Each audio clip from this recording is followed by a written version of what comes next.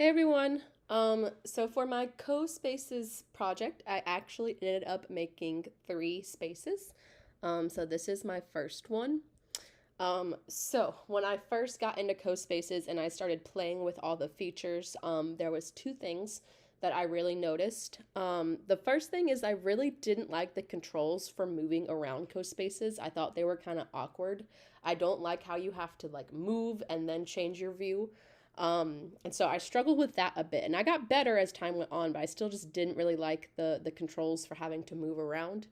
And the other thing that I noticed is that at least with the free version, there was a lot of limitation in the objects that you could use. And so when I just started, I saw this nice grassy mountainous area, and I decided to go kind of Minecraft with it and build a little valley.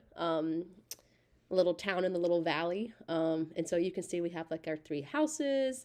If we look over this way, we see we have some horses and a little girl on the horse. We have our dog that's chasing its tail. We have these people having a conversation in the background, and then this like little ponded area with a bridge on it, which is all nice. But then it had me thinking, okay, now how can I use this for instruction, right? This is an instructional design program. How can I use this for instruction? And so as I was looking at the objects that I could use, I noticed there actually were a few marine life animals. And I decided to kind of make something instructional about them. I thought back to when I was like in sixth grade and I had to make an ecosystem diorama. And I thought, hey, I could kind of do something similar to that using co-spaces. And so here is my second co-space. And so the way this works, I try to make it very simple to navigate. You don't have to move forward or backwards or anything like that. You can just rotate around the screen. And so what you do is you just rotate and you see two fun facts for each marine animal. And then you just keep rotating. So those are our fun facts about the sharks. Those are our fun facts about the dolphins. And we're back to the orcas. And I found that this one actually worked the best when I tried out the VR.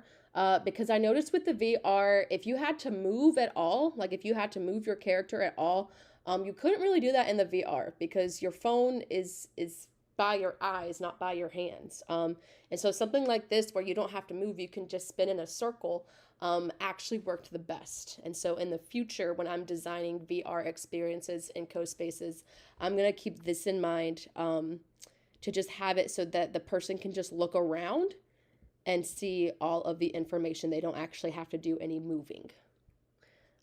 Then the last space that I created, I got inspired by the tutorials, the co-space tutorials.